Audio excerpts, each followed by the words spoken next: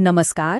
आज आपण विल्यम शेक्सपियरच्या अ midsummer nights dream या नाटकातील प्रेम, जादू आणि वास्तवाच्या एका रंजक जगाची सफर करणार आहोत, जिथे नियम, गोंधळ आणि जादुई गोष्टींचा असा काही खेळ रंगतो ना की बस. ही कथा लहानांपासून मोठ्यांपर्यंत सर्वांनाच खिळवून ठेवणारी आहे.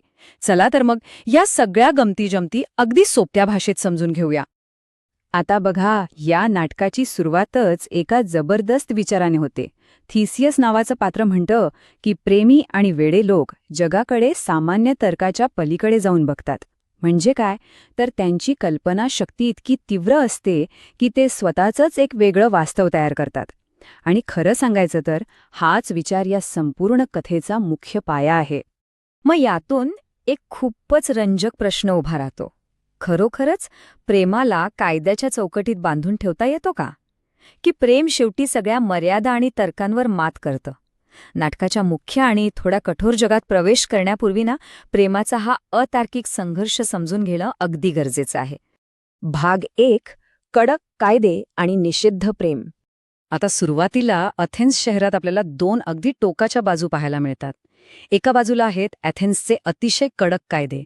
तिथे इजियस नावाचा एक रागीट पिता आहे, जो लायसँडरवर आरोप करतो की त्याने त्याच्या मुलीला हर्मियाला कविता आणि चांदण्या रात्रीच्या गाण्यांनी भुरळ घातली आहे. नियमानुसार हर्मियाला एकतर तिच्या वडिलांच्या मर्जीनुसार डिमेट्रियसशी लग्न करावं लागेल, मृत्यूला सामोरं जावं लागेल, किंवा मग आयुष्यभर संन्यासिनी म्हणून राहावं लागेल. विचार करा. आणि म्हणूनच ह्या सगळ्यापासून दूर दुसऱ्या बाजूला आहे ते जंगलाचं स्वतंत्र, जिथे हे प्रेमी जीव पळून जाऊन मुक्तपणे जगू इच्छितात. अथेन्सच्या या जाचक नियमांतून निसटण्यासाठी लायसेंडरने एक अगदी अचूक योजना आखली आहे. पहिलं पाऊल म्हणजे अथेन्समधनं गुपचूप पळून जायचं. दुसरं म्हणजे शहरापासून अनेक कोस दूर राहणाऱ्या एका श्रीमंत विधवा काकूच्या घरी पोचायचं. आणि तिसरं म्हणजे तिथे गेल्यावर जिथे अथेन्सचे कठोर कायदे पोहोचू शकत नाहीत अशा सुरक्षित ठिकाणी जाऊन विवाह करायचा. अगदी साधी पण धाडसी योजना. भाग 2. जादुई जंगलाचे विश्व. आता आपण प्रवेश करतोय तो त्या जादुई जंगलात. इथे आल्यावर सर्वात महत्वाची गोष्ट समजून घ्यायची आहे, ती म्हणजे टायटॅनियाची निष्ठा. ओबेरॉन आणि टायटॅनिया हे पर्यांचे राजा-राणी आहेत. आणि त्यांच्यातल्या भयंकर भांडणाचं मुख्य कारण आहे एक चेंजलिंग बॉय, म्हणजेच पर्यांनी दत्तक घेतलेला एक मानवी मुलगा. टायटॅनिया त्या मुलाला ओबेरॉनकडे द्यायला स्पष्ट नकार देते, कारण त्या मुलाची आई तिच्या पंथाची एक एकनिष्ठ सेविका होती, जिचा बाळणपणात मृत्यू झाला. आपल्या मैत्रिणीच्या आठवणीखातर ती या मुलाचं रक्षण करत असते. ह्याच जादुई जंगलात आपली ओळख होते पक या पात्राशी. रात्रीचा हा आनंदी आणि खोडकर भटका जंगलात अनेक करामती करत असतो. तो कधी घोड्याला फसवून ओरडायला लावतो, तर कधी लोकांच्या पेयांमधील लपून बसतो. एवढंच नाही तर कधीकधी एखाद्या म्हाताऱ्या बाईच्या खालून स्टूल ओढून त्याला खाली पाडतो. हे सगळं स्थानिक गावातल्या पारंपरिक लोककथांसारखंच वाटतं ना? आता त्याची आणखी एक गमतीशीर खोडी म्हणजे पेयांमधून बार्म गायब करणं. बार्म म्हणजे बियरसारख्या आंबवलेल्या पेयांवर येणारा फेस किंवा यीस्ट. पक आपली जादुई शक्ती वापरून सामान्य माणसांच्या दैनंदिन आयुष्यात कसा मजेशीर गोंधळ निर्माण करतो हे या छोट्या छोट्या गोष्टींतून खूप छान दिसून येतं. भाग 3. खोड्या, जादू आणि चुका. आता बघा, संध्याकाळपासून ते पहाटेपर्यंत इथे कसा गोंधळ उडतो. संध्याकाळी परिस्थिती अशी असते की डेमिट्रियस आणि लायसँडर दोघेही हर्मियावर प्रेम करत असतात. पण मध्यरात्री पक चुकून ते प्रेमाचं औषध लायसँडरच्या डोळ्यात घालतो.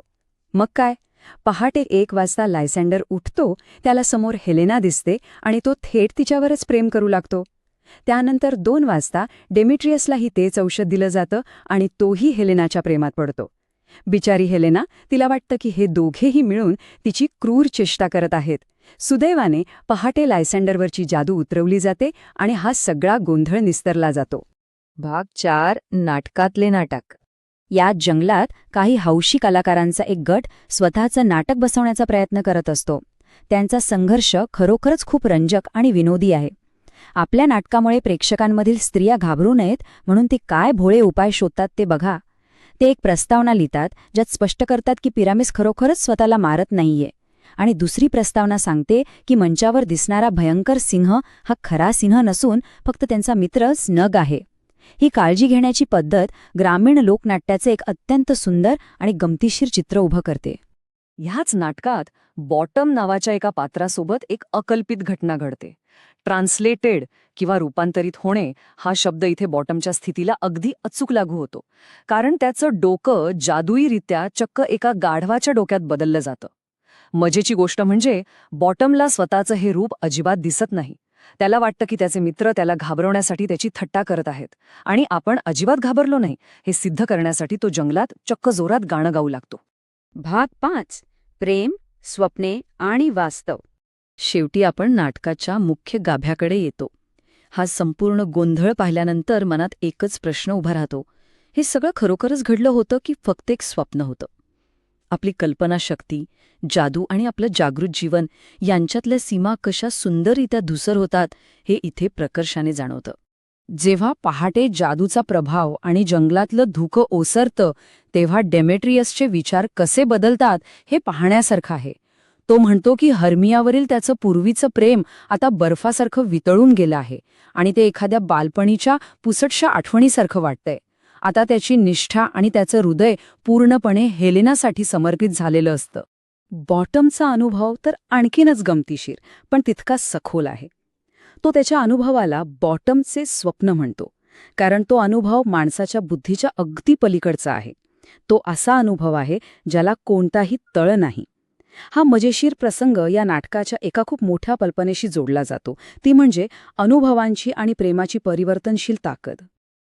तर या संपूर्ण कथेतून आपण हे शिकलो की आपली कल्पनाशक्ती खऱ्या अर्थाने आपलं वास्तव घडवत असते. ती स्वप्न आणि जागृत जीवन यातील रेषा पुसट करून टाकते. प्रेम आणि कल्पनाशक्तीमध्ये जगाकडे बघण्याचा आपला दृष्टिकोनच बदलण्याची अफाट ताकद असते.